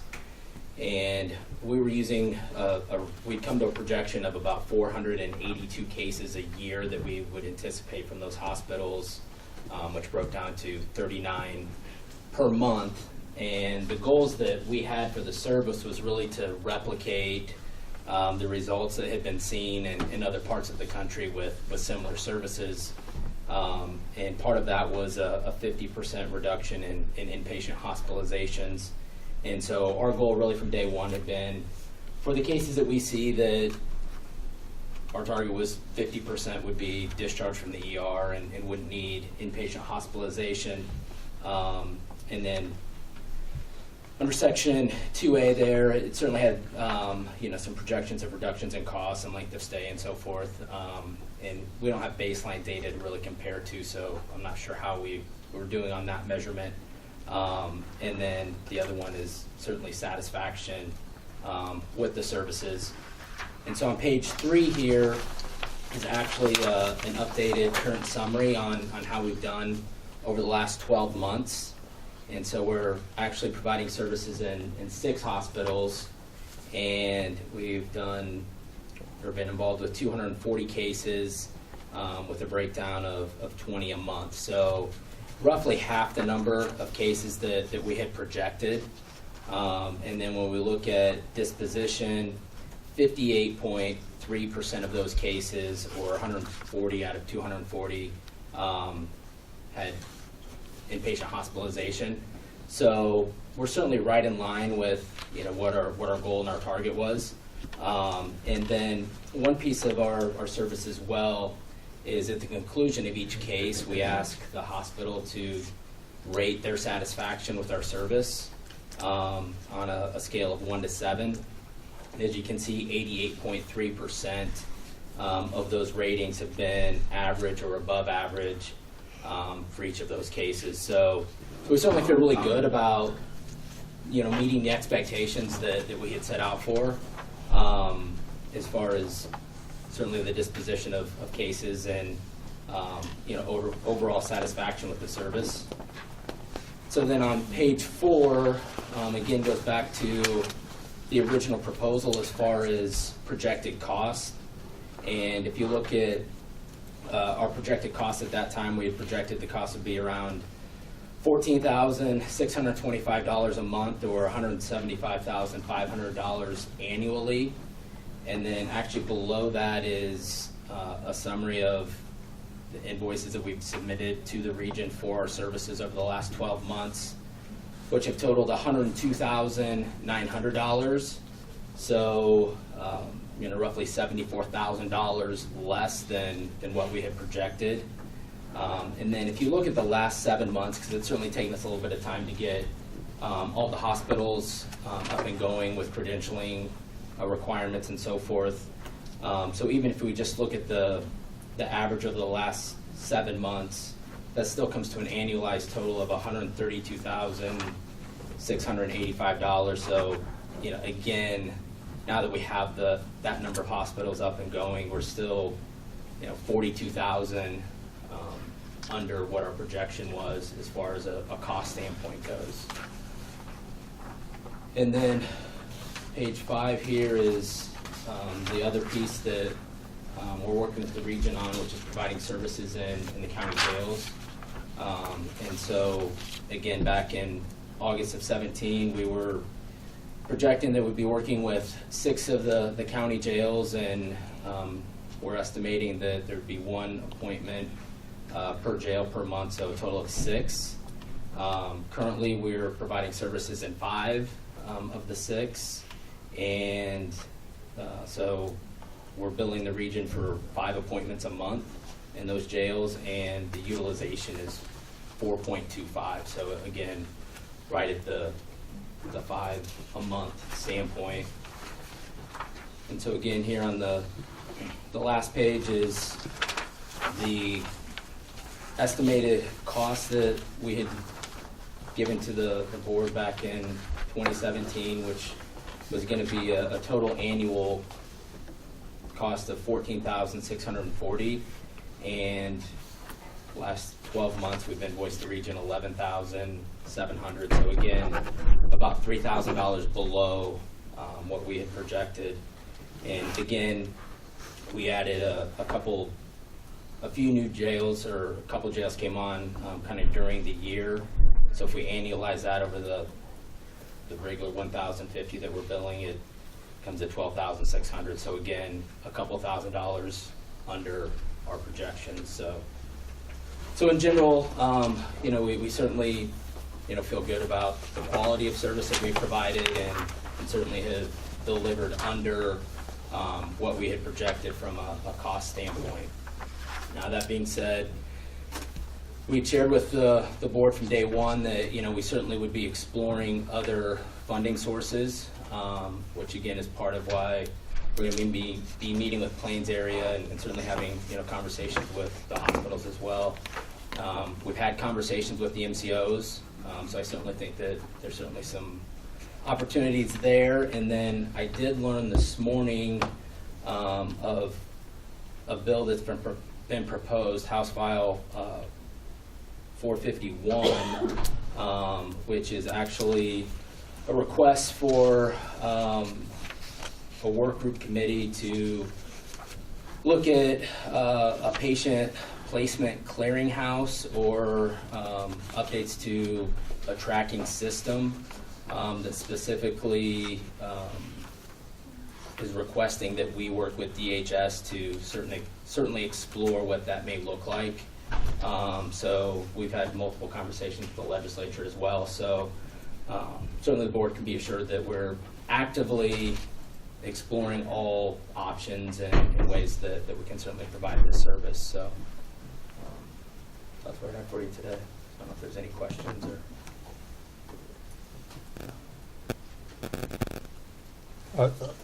Basically, we're relying on your figures for this. Is there been any confirmation or dispute about these figures from the region? Is there any way we can check them or not? No, it's accurate, because actually some of I was looking through the payments, and I recognize those dollars as I am authorizing them in the claim, so, yeah. Okay.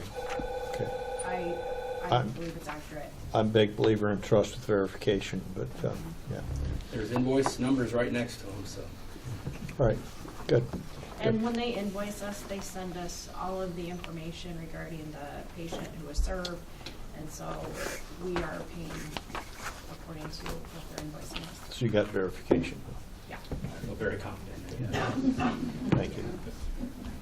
At the time that we originally started talking about this, there was discussion about being able to direct people into our crisis home versus, inpatient. Sure.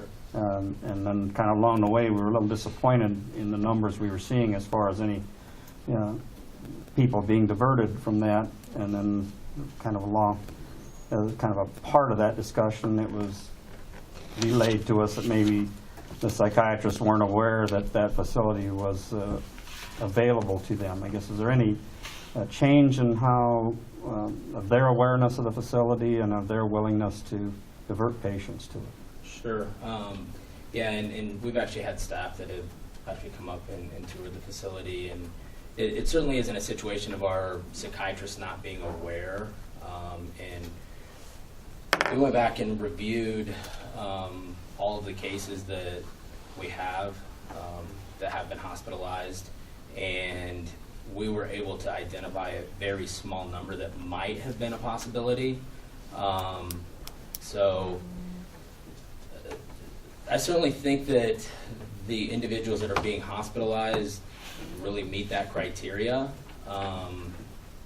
Now, we certainly can look at, and there may be some opportunities, and again, I think this is a big part of where working with Plains area could be a significant benefit, is what about the other half that aren't being hospitalized? Are there some of them that could, benefit from the crisis center for that? So based on what I've reviewed and looked at, and we actually had an outside social worker come in and review those cases for us as well, and it would seem that that's probably where there's more of an opportunity versus the ones that are being hospitalized.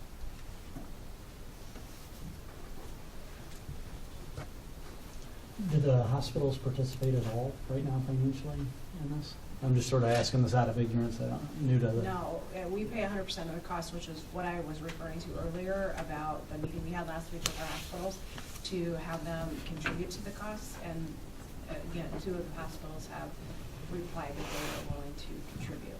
And we don't know what that's going to be yet, because if we can get a joint billing arrangement set up with Plains area, it's going to be even less that's going to be billed to the region and shared with the hospitals.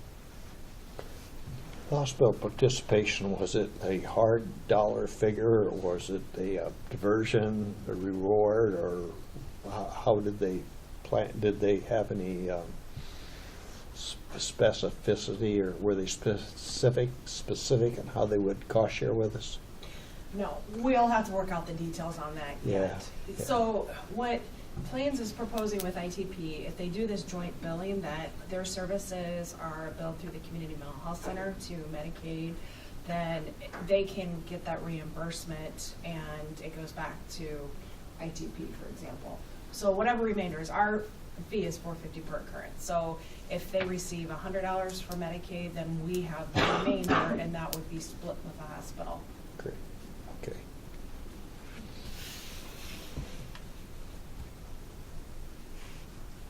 Any other questions? Thank you. Thank you, Doug. Thanks, Doug. Okay. Kim, you're up next to the advisory board. Okay, so we met, and so the advisory board did recommend, and we did set up task forces to address all these new core services. And actually, the top 3 core services that were identified at the planning meeting, where there was a huge turnout of people, which was great. So there will be a task force to address the access center, mobile crisis, and also the Irish homes or First homes, or whatever you want to call those. So each of those task forces will be on the same day. They will be starting March 6th. 7th. Oh, March 7th, sorry. I've confused the issue enough, let's not add another date. So, so the task forces are, you know, we have a pretty broad spectrum of people on each of the task force. Some really good representation across providers and community, which I think is awesome.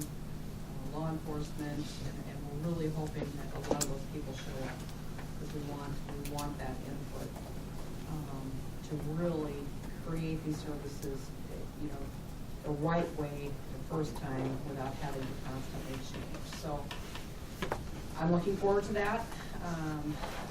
So that will be March 7th, and we'll start reporting back after those task forces get moving. So that was pretty much the gist of the advisory. What I would add to that is that the meeting dates are going to be the first Thursday of every month, starting at 8:30, finishing at 1:30, and they're going to be held at Boulders and Holstein, so we have a recurring location.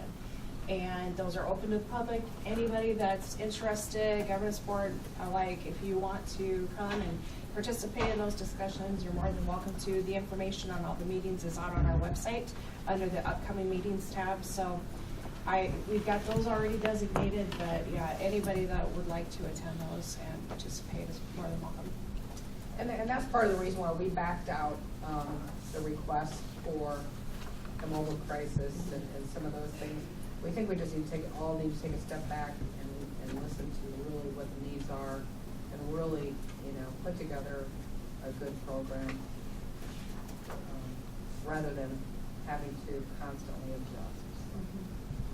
Well, I was there that day of the planning one, and it seemed like the Access Center was probably the biggest there. But again, as we look at that, and I don't know what the task force's involvement in that will be, but this is something that this region probably can, because of the cost. But I mean, I think you could bring other programs or other services into that Access Center, but I think we're going to need some collaboration with other regions. Is that something the task force will be looking at, is outreach to other regions? Or This is my vision for task. Okay, let's take the Access task force, you know, to basically outline, you know, what does that look like? What does an Access Center look like? What are all the services that you know the Access Center needs? So how can that cover the region? All the resources needed to go into that, and you know, basically build a model for an Access Center. And then my thought would be go to the surrounding regions and say, you know, this is what we're looking at doing. Are you interested? Well, and with an Access Center, you could have crisis residential that's located within that Access Center, so that's going to free up possible both locations that we're going to be funding next year. right, that's, I mean, you get that together with those services starting to dovetail, then that changes the look of other Definitely. things. So I do have a $50 fine. Never mine go off, yeah. Didn't No, realize just he'd be so kidding. tough as a chair. So yeah. that's a very good point. That the Access Center was #1 in the minds of everybody at the planning meeting. So if the Access Center is built first, or the model is built first, everything should be run out of that Access Center to cut down the cost because of economies of scale. But if you're piecemealing these services out and you start some too soon, then we're going to constantly be changing them, and so everybody has to decide how it's going to flow, what you want first. And if you're going to do an Access Center, even if it starts a year later, does it make sense to start mobile crisis and start some of these other services now? That's my opinion. The only thing would be, unless you could get them into that, make them, I guess, for lack of a better term, portable, to get them to the Access Center, you know, that service, which, Right. but to me, you're right, that'd be the central hub, and then the other services start But coming some of up. the mobile crisis staff might double up with residential. Yeah. because of the economies of scale. So if you're moving a program, you're gonna lose staff. You know, you see what I mean? I would rather have a very sound model, where it's gonna be, what's actually going to be run out of the Access Center, how many staff do you need, and then go from there.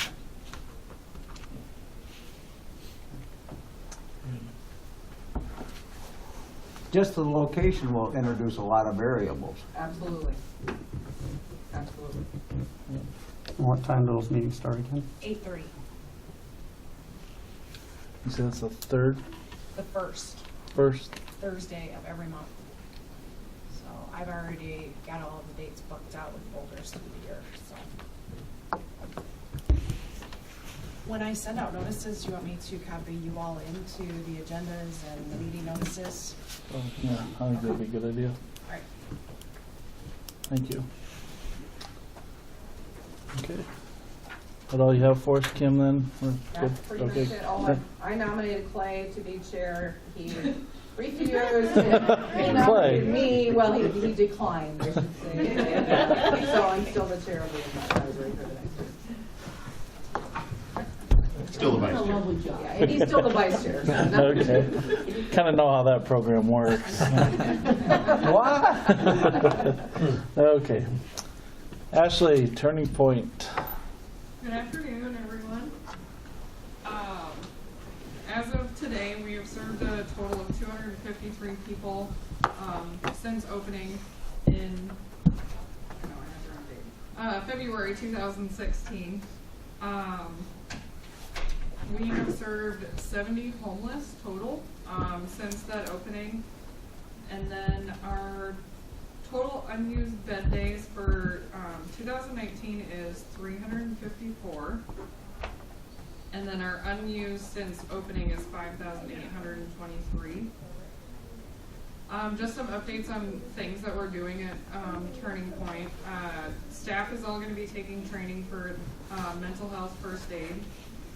We're also going to be doing ACEs training. We're going to move towards doing the ACEs assessment for trauma.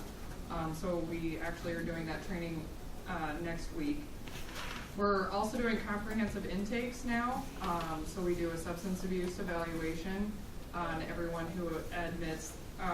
So we are going to be doing next month substance abuse training, just making sure that all the paperwork and everything is getting completed accurately.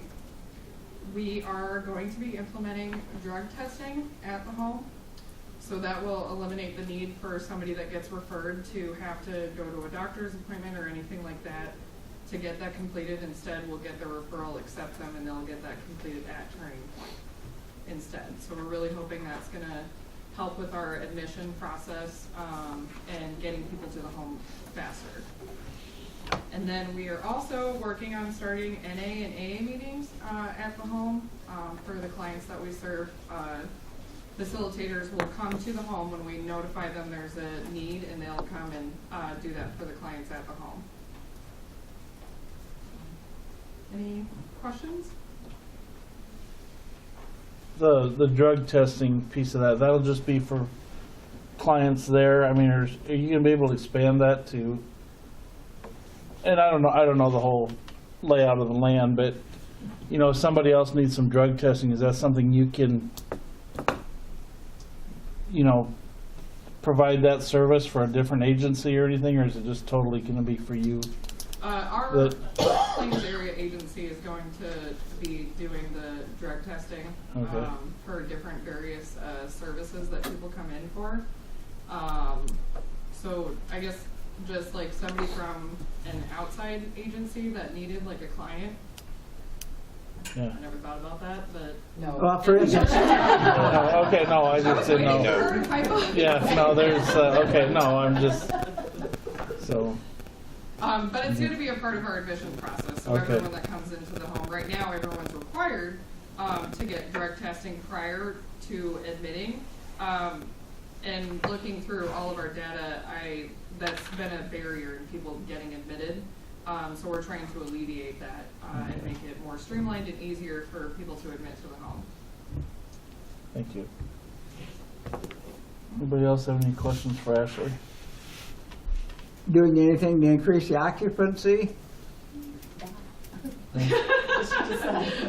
I That's think a- that probably the biggest barrier looking at our stats for 2018, just for instance, in July, we had 16 people that we admitted, or that we approved to be admitted, but they didn't come for one reason or another because of having to go get lab work.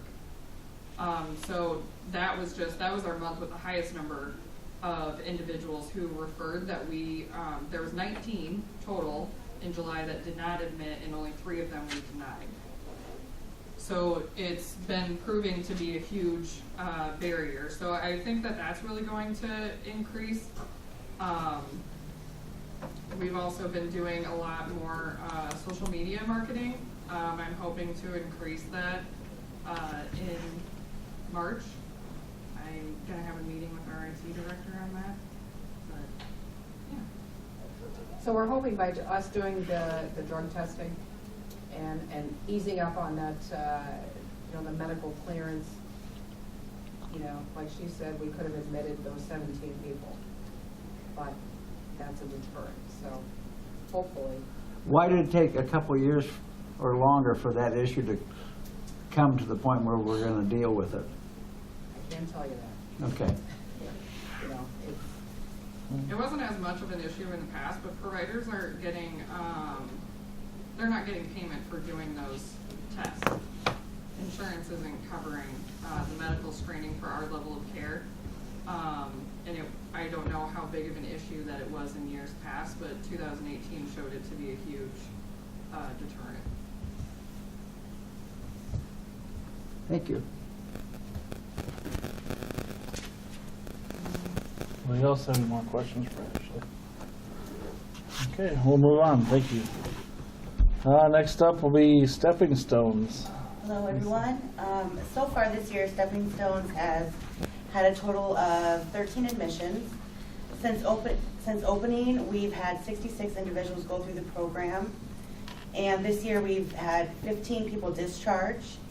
The bed days for this year are 1,383. The total bed days since opening are 5,483. This year we've had 27 referrals, and since opening 144 total. Currently have 5 individuals at Stepping Stones right now, but I'm working on 6 referrals. We recently had 2 individuals move out. They each went to waiver homes in our region. The biggest referral source for us continue to be St. Anthony's, Turning Point, and Manning in that order. We get a lot of referrals from a lot of other places though too. We recently hired a new assistant manager, so we'll be working on getting them trained and learning the program. And I think that's about it. One question. I ask this every time. Has there ever been a time when there was never a waiting list? No, no. No, because I have 6 referrals I'm working on right now, and I have 2 others that just called, but I've sent the referral form, and I'm waiting for them to send them back. So I have 6 that I'm working on, and probably have 8 total when I get back. I have one question. I think with the proposed closing of the Redemption Center in Denison, I know you have clients that work there. Yeah. Where are we going to put them to work at if if Wesco closes? Yeah, we've already started working on that. Louise is going to come meet with us on Monday. We really want to see if we can get them community jobs, some supported employment, job coaches, whatever they need to be successful. It was really easy for us to have the Redemption Center because they could start work right away after they got settled in and we got all our paperwork done. They could go right to work and we could start working on their program. Now it's just going to be a little more difficult, but the end result should be better yes, though, because they'll have community. it was really easy for them to come to the Redemption Center because it's operated by us and attached to us, whereas now there'll be a little bit more difficulty getting them jobs, but the end result will be it's a job that's their own. It's out in the community. It's something that they choose, and hopefully they can stick with. Just, again, now going back to Dennis's, ideally, your beds are full, you've got a waiting list. If you could pick how many beds would you, if you could pick a facility, how many beds would you right now, since operation began, how many beds would you ask for if you could? I'd have 2 separate facilities, one for men and one for women. I understand, but this is what we want to hear. Maybe 7 and 7. I get more, it just depends, because there was a time when I had more men referrals than women, and now it seems like I got a lot of women referrals. So it just depends, but I would want. We've got 7 now. 7, another 7 would be easy and ideal. It would be great. And I say that because the facility behind us is pretty much set up and ready to go for that. Okay, that's where I was. Well, we kind of knew that going in. Well, yeah, so that's what I'm kind of putting out there, so. So have we had any big problems with being coeducational? Yes. Oh. Always. Get to the salacious part here.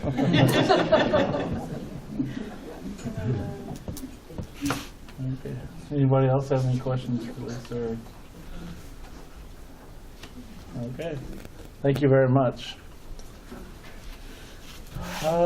Then we're to E then, designation of governance board meeting location and mileage reimbursement. I am proposing that our meeting location for governance board be more centralized for all of the counties. We can start that as early as March. When I booked all the task forces at Boulders and Holstein, the gal that I booked with, she's offering us Boulders for any meetings at $35, which is a great rate compared to what they charge for just receptions or graduations. I think it's $125. So she's giving us a discounted rate because they want to become more visible. They want the business, and especially being there on Highway 20.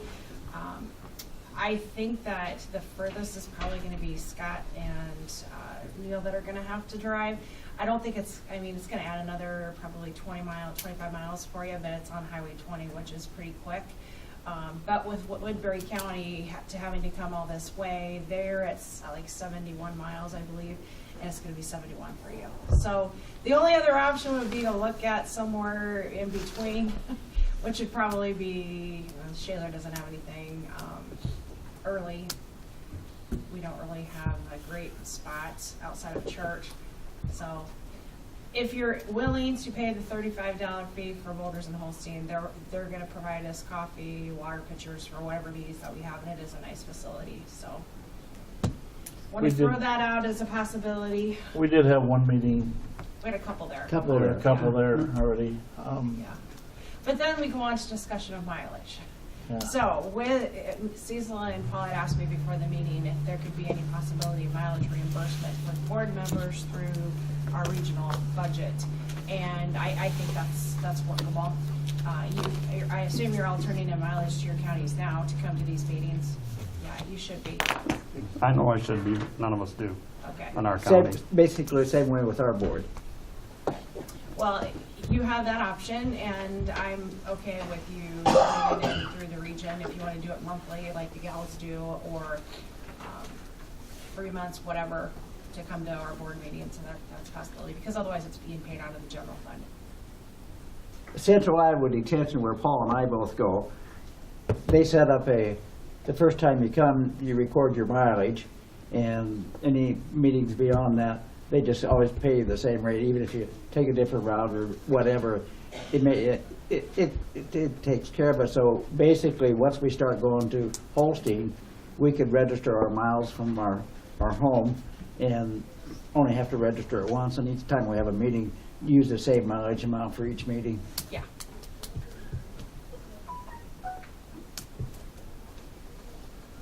Well, you say we could start in March, go in there, it's available. Yeah, we booked all the dates together just to make sure we got them on the schedule, and the first one I gave her was March 27th, which is the 4th Wednesday of the month. Then we're back to designating the 4th Wednesdays of every month, Cecil, so you can set your schedule. I make them all, not come on. No, I know it. I'm just saying, Well, you always had a concern with jumping them around. But. Well, I think for a lot of people, if I look at my month and I write in, I know what day conservation is and all these others, and it just kind of does help plan your schedule if you know that on the fourth Thursday, you're gonna be up here or be someplace else. Or go on vacation. Yeah. I knew you were thinking that. No. Is there anybody wanna, good idea, bad idea, just? I think it's a great idea. Kristen will like it as well. Yeah, again, a couple drive I'm the more. only one that can complain, and you don't listen to me anyhow, so. Scott, well, yeah. Yeah, and to me, it's a wash pretty much either way, so I'm not, horse sack, I'll have. Now I'll have to start driving You'll instead get, of yeah, a mile. instead of walking. Yeah, there you go. Riding your bike. That's fine. That's fine with me. That's not a problem. I'll Should we- say for Calhoun County, it's gonna depend upon what time it starts. If it still starts at 2 o'clock, there probably won't be a representative here. So I got a meeting before this at 12, and I asked the other 2 board members if they'd switch with me. One of them wanted to be on here, and I couldn't get anybody to switch to take this committee, so Give them your other committee. that's what I tried. No, that one I'm not. Okay. Well, I'm Oh, just you can saying change this. the time. It doesn't always have to be 2 o'clock if you want a different time of day. Well, I mean, we're looking at 2 hours right now today. I know this was a full agenda, but, you know, if you start at 3, that puts you at 5. I don't know if we've had many go past 2 hours. Usually we're an hour to hour and a half, but Unless you wanted to move it to a morning. Would a morning work for you? No. I have hazmats in the mornings. Well, then that's not gonna work.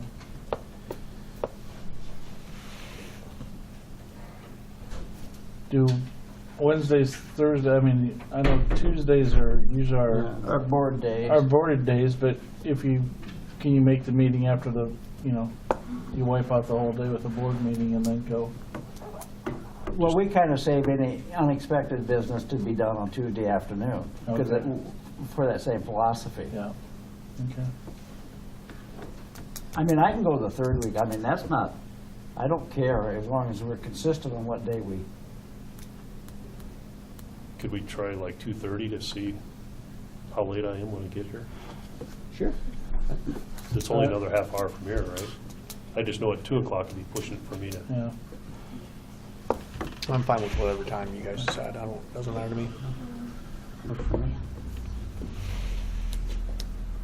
So keep that date and then just move it to 2:30 is what you're proposing? I'll try. Good. No, if you don't want to say. Well, we'll have March, What was it? March 26th? 7th, March 27th? 2:30. at 2:30. Should we set that at Boulders at March 27th at 2:30? We'll give it a run and see how we go from, again, at some point we need to, Sounds fine with me. okay. Do we need a motion or we're just gonna set it there? We don't need a motion, do we? Do you want to tie the mileage into that motion? All encompassing? Yeah, okay, then the mileage rate, do we have a set amount or do we use like, The Carroll County slider, don't we? Well, we had a- 80% of the federal, huh? which is 80% of the federal rate. Okay, which usually changes in January. 44, 46? 44 right now. 44 cents a mile. Okay. Yeah, they went to what, 54 now federal, so it's, okay, so we are 80%. I couldn't remember what we settled on.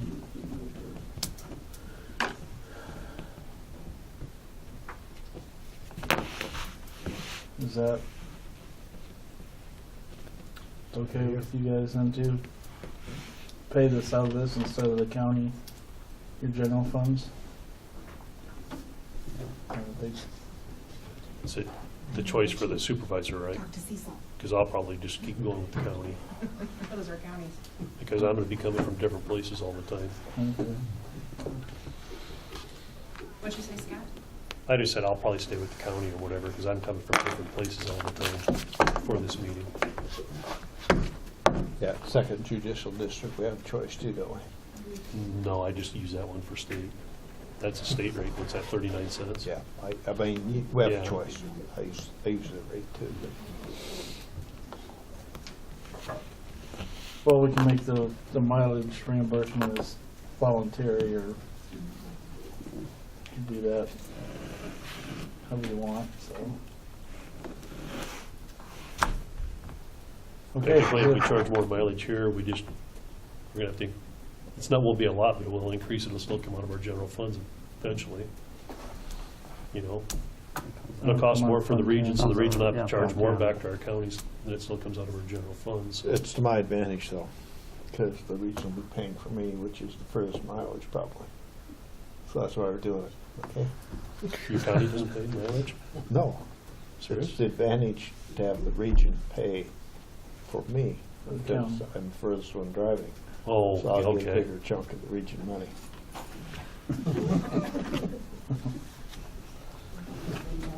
Okay, is there a motion then to, not only setting the meeting, the date and time specified, but to add mileage? Is that, but we'll make that effective immediately, or you want that effective? Well, we should make it effective in March. Everybody can get a good read on what their mileage is going to Yeah. Holstein. I think Okay. it's effective immediately. Okay, Want me to read my motion? Sure. I wrote a motion. Do you want me to read it? please do. Tell us what we're doing. A motion to approve Holstein Boulders Conference Center as the meeting location and to allow governance board members to request mileage reimbursement from the region at the approved regional rate effective March 2019. And I put out the regional rate because it fluctuates every year, so you don't have to, right? Right, Don't you that's adjust why we that? said it. Yeah. Is that? I don't want any more than what Lisa gets back there. Well, see, so we thought, What Scott's gonna get. we thought maybe we get an increase now that you want mileage from the region. No. Yeah, we might as well just adjust the mileage rate as well, because you're actually losing if you're billing your county through your general fund to bill the region out, because. Well, no, not for Cecil. It's an increase from Crawford. Not if you don't bill at all, you're not losing. That's true. Okay, so that's the motion. Who's making that motion? I'll make the motion. Thank you. Is there a second? Heck, I'll second it. Good, Cecil. All in favor signify by saying aye. Aye. Opposed, nay. Motion carries. And I think that's, does anybody else have anything? Not, we're adjourned. Now we need a motion to adjourn. Also move to adjourn. Okay, Neil got it in the book. Second. Neil and Dennis. There you go. Although you don't need to do it, chairman can just call it. Right, I know, that's usually what we do. You ran.